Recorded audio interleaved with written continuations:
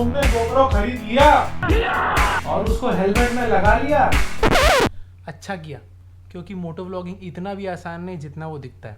इसमें 3 बड़े प्रॉब्लम है जिसके बारे में आज हम बात करने वाले हैं। तो चलो अपने अड्डे पे चलते हैं।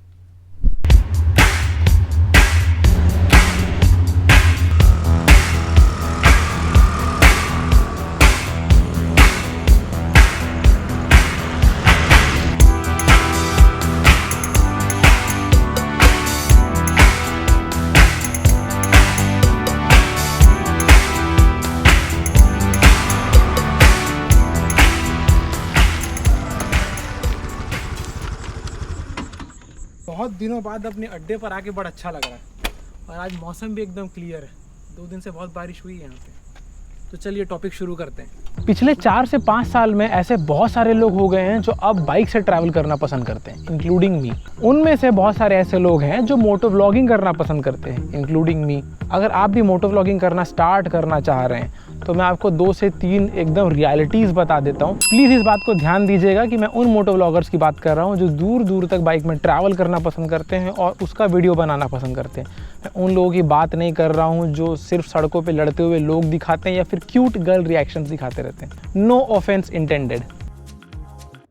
सबसे पहला पॉइंट है एक्सपेंस। आप कहीं भी ट्रैवल कर रहे हैं और आप अगर पब्लिक ट्रांसपोर्ट का यूज़ करते हैं जैसे कि बस, ट्रेन या कुछ हद तक फ्लाइट, तो आपका जो ट्रैवल है या आपका जो ट्रिप है वो एक नॉर्मल बजट में कंप्लीट किया जा सकता है। लेकिन वहीं अगर आप बाई रोड ट्रैवल करने का सोचते हैं जिसमें आप बाइक से जा सकते हैं या आप कार से भी जा सकते हैं, तो आपके ट्रिप में जो सबसे महंगी चीज़ होगी वो होगी आपकी गाड़ी का फ्यूल। बाई रोड ट्रैवल करने में, और एटलीस्ट बाइक का मैं आपको बता सकता हूँ, बाइक से ट्रैवल करने में हमेशा जो मेरा ट्रिप का बजट रहता है उसमें से 50 से 60% जो बजट रहता है वो सिर्फ मेरे फ्यूल का रहता है। क्योंकि हर बाइक अलग होती है, हर कार अलग होती है, उनका परफॉर्मेंस, उनका माइलेज, चलाने वाले का तरीका, उस हर चीज़ पे ये डिपेंड करता है कि आपको फ्यूल का कितना पैसा लगने वाला है। पर वो जितना भी लगने वाला है वो काफ़ी ज़्यादा लगने वाला है। अगर आप अपने ही स्टेट के अंदर ट्रैवल कर रहे हैं तो आपके जो पेट्रोल के प्राइजेस हैं वो आपको एटलीस्ट एग्जैक्टली पता होंगे कि वो कितने रहने वाले हैं। अगर आप स्टेट बॉर्डर्स भी क्रॉस करने वाले हैं, 2-4 स्टेट कवर करने वाले हैं ऑन द वे, तो आपके जो फ्यूल के प्राइजेस हैं वो हर स्टेट के हिसाब से अलग अलग होंगे और आपको उनके हिसाब से अपना जो बजट है वो कैलकुलेट करना पड़ेगा। फ्यूल का एक्सपेंस कैलकुलेट करने में कभी भी कोई मिस कैलकुलेशन या गलती मत करना। थोड़ा ज़्यादा कैलकुलेट कर लोगे, थोड़ा ज़्यादा रख लोगे तो काम चल जाएगा। अगर आप मोटो व्लॉगिंग करना चाहते हैं और आप बहुत दूर तक अपने बाइक से ट्रैवल करना चाहते हैं तो इस बात का ध्यान रखना कि आप जहाँ भी ट्रैवल करने वाले हैं, जाने का और वापस आने का टोटल जितना भी डिस्टेंस होगा उसको ठीक से कैलकुलेट कर लें। 200-400 किलोमीटर ज़्यादा के भी कैलकुलेट कर लेंगे तो भी कोई प्रॉब्लम नहीं है। यकीन माने, मैं जब भी किसी ट्रिप पे जाता हूँ तो जो मेरा सबसे पहला काम होता है वो यही होता है कि मैं ये कैलकुलेट करता हूँ कि मैं जहाँ जाने वाला हूँ वहाँ से आने जाने में कितना डिस्टेंस है, वहाँ लोकली कौन कौन से स्पॉट्स हैं जो मेरे को कवर करने हैं, वो सारा ऐड करके राउंड फिगर में 200-400 किलोमीटर ज़्यादा रख कर ही मैं अपना पेट्रोल प्राइस हमेशा कैलकुलेट करता हूँ। क्योंकि भैया पेट्रोल कम पड़ गया तो ट्रिप हमारा वहीं ठप हो जाएगा। अब आते हैं हम लोग सेकेंड पॉइंट पे, वो है टाइम।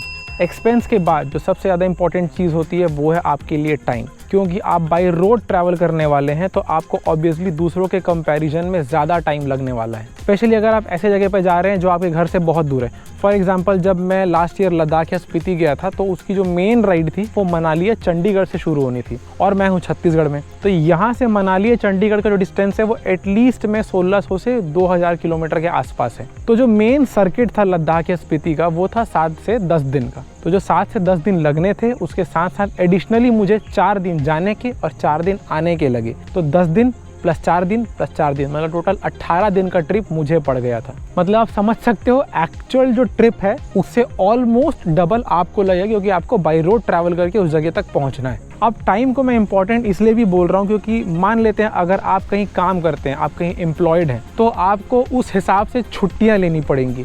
और अगर आप कहीं काम नहीं कर रहे हैं, अगर आप कॉलेज स्टूडेंट हैं, तो तब तो कोई प्रॉब्लम है नहीं यार, आप तो मतलब कभी भी निकलिए कभी भी जाइए, क्या फ़र्क पड़ता है। अब आते हैं तीसरे पॉइंट पर, और ये जो पॉइंट है ये सबसे ज़्यादा इम्पॉर्टेंट है और वो है आपकी सेफ्टी। अब मुझे आपको ये एक्सप्लेन करने की ज़रूरत बिल्कुल भी नहीं है कि यार रोड पर ट्रैवल करना कितना ज़्यादा डेंजरस हो सकता है, कितना ज़्यादा रिस्की हो सकता है। ऑब्वियसली आप हर दिन अपने या तो व्हाट्सएप पर या इंस्टाग्राम पर कोई ना कोई ऐसे एक्सीडेंट के वीडियोस देखते रहते होंगे।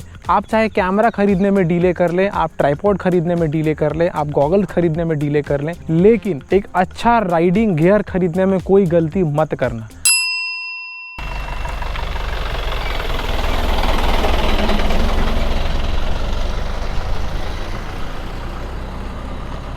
ये सब भी बीच बीच में होता रहता है।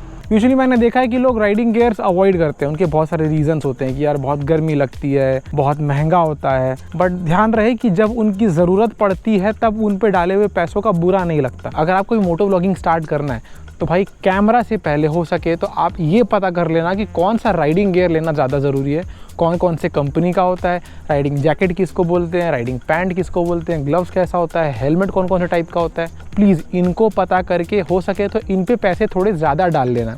आपकी ट्रिप 1-2 महीने बाद स्टार्ट होगी वो चल जाएगा, लेकिन आप जब भी ट्रिप पर जाएँ सेफली जाएँ। आपको मैं एग्जांपल देता हूँ, स्पीति से वापस आते समय जब मैं एक जगह स्लिप होकर गिर गया था, यू वोंट बिलीव, कुछ दूर तक मैं स्लिप हुआ था और काफ़ी दूर तक मेरी बाइक स्लिप हुई थी, लेकिन मेरी पूरी बॉडी में कहीं भी कोई भी एक हल्का सा स्क्रैच नहीं था, क्योंकि मैंने टॉप टू बॉटम पूरे अपने राइडिंग गियर्स पहने हुए थे। तो एक्सपेंस और टाइम तो बाद में कैलकुलेट हो जाएगा, सबसे पहले अपनी सेफ्टी कैलकुलेट करना बहुत ज़रूरी है। यू वोंट बिलीव, पिछले 2 सालों में जितने भी लोग मुझे मिले हैं जो मेरे राइडिंग के बारे में जानते हैं, वो हमेशा मेरे को सबसे पहले यही पूछते हैं कि भाई आपको डर नहीं लगता हाईवे पर जाते हुए, दिन में, रात में, बरसात में, धूप में? क्योंकि यार हर किसी को ये बात पता है कि बाय रोड ट्रैवल करना एक्चुअली में बहुत डेंजरस चीज़ है, रिस्की चीज़ है। तो ये हैं वो 3 बड़े प्रॉब्लम जो आपको एज अ मोटो ब्लॉगर अपने हर ट्रिप में फेस करने हैं, लेकिन यार इनका भी अपना एक मज़ा है। आई होप आपको ये वीडियो पसंद आया होगा और जो चीज़ें मैंने शेयर की हैं वो आपको सही लगी होंगी। ये जो भी चीज़ें मैं आपको बता रहा हूँ ये आउट ऑफ एक्सपीरियंस बता रहा हूँ। पिछले 2 साल में जितने भी ट्रिप्स मैंने लगाए उसमें जो भी चीज़ मैंने सीखी उसमें ये 3 सबसे बड़ी प्रॉब्लम है जिसका आपको हमेशा ध्यान रखना है। हर ट्रिप में इक्वली उतनी ही सीरियसली ध्यान रखना है। बहुत सारे लोग होते हैं यार जिन्हें यूजुअली ये चीज़ें नहीं पता होती, वो बस वो सेटअप देख के, वो गियर्स देख के, वो हेलमेट में कैमरा देख के इन्फ्लुएंस हो जाते हैं, फिर वो शुरू कर लेते हैं, लेकिन वो कंटिन्यू नहीं कर पाते क्योंकि इन चीज़ों के बारे में उन्होंने ठीक से पहले सोचा नहीं होता है। तो अगर आपको मोटो व्लॉगिंग शुरू करना है बिल्कुल करो, बहुत अच्छी चीज़ है, बहुत मज़ा आएगा। बट अगेन 2 से 3 चीज़ें ऐसी है जिनका आपको सीरियसली ध्यान देना है, उनका आप ध्यान दो और बस मज़ा लो, उसमें क्या है। तो अगर आपने इस वीडियो को यहाँ तक देख लिया है तो प्लीज़ वीडियो को लाइक कर देना और चैनल को सब्सक्राइब कर देना। मिलते हैं आपसे अगली वीडियो में, तब तक के लिए good bye, ride safe and live your life full throttle.